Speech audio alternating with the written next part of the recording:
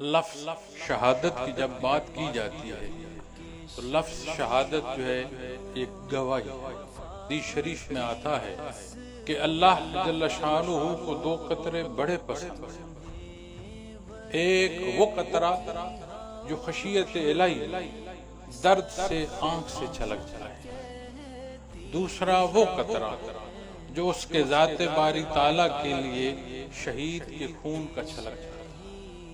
ہمارے آباء و اجداد وہ لوگ شامل ہیں کہ جس خطے زمین پر ہم باہم ہم کلام ہیں، اس خطے زمین کی وہ بنیادیں جو ہمارے سامنے نہیں ہیں۔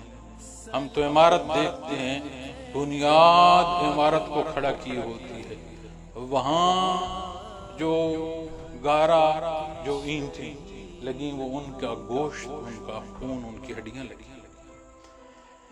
سبز ہلالی پرچم اس امت کو جوڑتا ہے، اس کی سفید پٹی ہر پاکستانی کو پاکستانیت کا درس دیتی ہے۔ لیکن یاد رکھ، جب ہوا چلتی ہے، ہوا کو روکنے کی بجائے جو دیا جل رہا ہے اسے شیشہ رکھا ہے۔ ہمیں ضرورت ہے کہ اپنے آپ کو مستحکم کریں۔ ہر جگہ ہر محفل میں بحث یہ ہوتی ہے، سیاستدان نے کیا کیا، صحافی نے کیا کیا، مولانا اور پیر نے کیا کیا۔ یہ ساری بات ایک نقطے پر اگر ہم پہنچ جائیں، سب کو چھوڑ دو، یہ دیکھو میں نے کیا کیا۔ اللہ کریم ہمیں ایمان کی زندگی دے، ایمان کے ساتھ وابستگی دے، قومی حمیت ایسی عطا فرمائے۔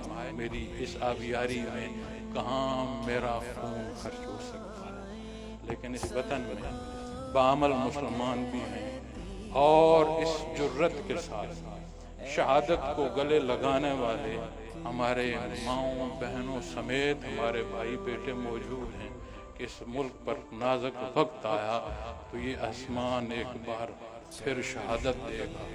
اللہ اور اس کے حبیب کے حکم پر مرنے اور مٹنے والی قوم موجود ہے۔ اللہ یہ جذبہ سلام